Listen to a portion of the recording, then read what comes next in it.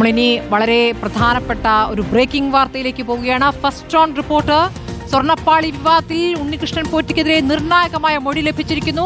Smart creations ഉടമ പങ്കജ് ഭണ്ഡാരിയുടെ മൊഴിയുടെ വിവരങ്ങൾ റിപ്പോർട്ടറിന് ലഭിച്ചിരിക്കുകയാണ്. പോറ്റി കൊണ്ടുവന്നത് മുൻപ് സ്വർണം പാകിയ പാളികളല്ല, കാലപ്പഴക്കമില്ലാത്ത ദ്വാരപാലക ശില്പത്തിലെ പാളിയാണ് കൊണ്ടുവന്നത്. അതായത് പുതിയ ചെമ്പുപാളിയാണ് സ്വർണം പൂശാൻ എത്തിച്ചതെന്നാണ് മൊഴി. പോറ്റി സ്വർണം മറിച്ചു വിറ്റിട്ടുണ്ടാകാമെന്ന നിഗമനത്തിലാണ് ദേവസ്വം വിജിലൻസ്.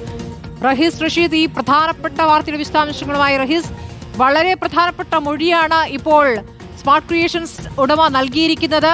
കൊണ്ടുവന്നത് പുതിയ പാളി, ചെമ്പുപാളി അല്ലേ?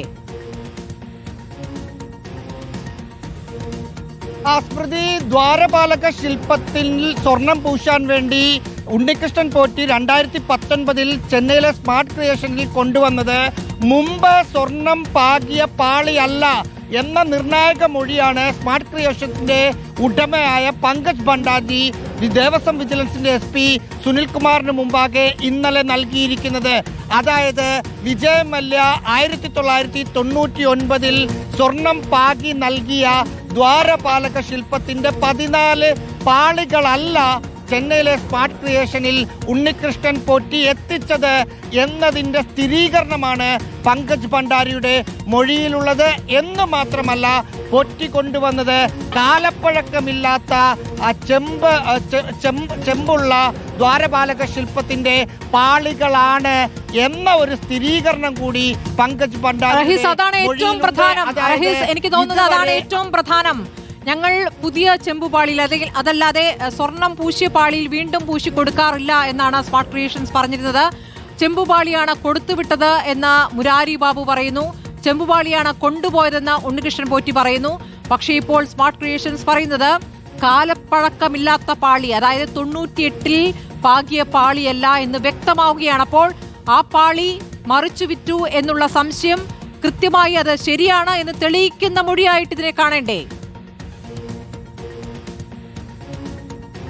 സ്മൃതി, ഉറപ്പായും അങ്ങനെ കാണണം. കാരണം രണ്ട് കാര്യങ്ങളും പറയുന്നത് അത് ദ്വാരപാലക ശില്പത്തിൽ മുമ്പുണ്ടായിരുന്ന പാളികളല്ല എന്നതാണ്. അതായത് ഒന്ന് പറയുന്നു കാലപ്പഴക്കമില്ലാത്ത പാളിയാണ് ഉണ്ണികൃഷ്ണൻ പോറ്റി 2019 ഓഗസ്റ്റ് 29 സ്മാർട്ട് ക്രിയേഷനിൽ കൊണ്ടുവന്നത് എന്ന് പറയുന്നു. മറ്റൊന്ന്, മുമ്പ് അതിൽ സ്വർണം പാകിയിട്ടേയില്ല, അത് ഉറപ്പാണ് എന്ന് പങ്കജ് ഭണ്ഡാരിയുടെ മൊഴിയിൽ പറയുന്നുണ്ട്. അത് സാധൂകരിക്കാൻ ഭണ്ഡാരി പറയുന്ന കാര്യം, അങ്ങനെ സ്വർണം പാകിയ ഒരു പാളിയാണെങ്കിൽ അത് ഞങ്ങൾ വീണ്ടും സ്വർണം പാകാൻ എടുക്കില്ല, അത് ഞങ്ങളുടെ റൂൾസ് ആണ്, ആ റൂൾസ് മറികടന്നെടുക്കില്ല.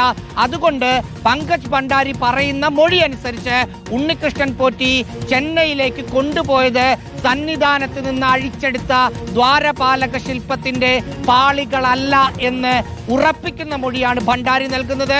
ദേവസ്വം വിജിലൻസ് ഇതുമായി ബന്ധപ്പെട്ട് മുമ്പ് നടത്തിയ അന്വേഷണത്തിന്റെ നിഗമനങ്ങളിൽ കൂടി എത്തുമ്പോൾ ഉണ്ണികൃഷ്ണൻ പോറ്റി ദ്വാരപാലക ശില്പത്തിന്റെ പാളി മറിച്ചു വിറ്റു എന്ന നിഗമനത്തിൽ തന്നെയാണ് ദേവസ്വം വിജിലൻസ് എത്തിയിരിക്കുന്നത്. ഏറ്റവും പ്രധാനപ്പെട്ട മൊഴി തന്നെയാണ് അത് എന്ന് വേണം മനസ്സിലാക്കാൻ. റഹീസ്, ഇപ്പോൾ സ്വർണം മങ്ങി, ചെമ്പ് തെളിഞ്ഞു, അതുകൊണ്ട് സ്വർണം പൂശുന്നു എന്നുള്ള എല്ലാ വാദവും പൊളിക്കുന്നതാണ്. ആ വാദം പറഞ്ഞത് ആരൊക്കെയാണ് എന്നുള്ളതാണ്.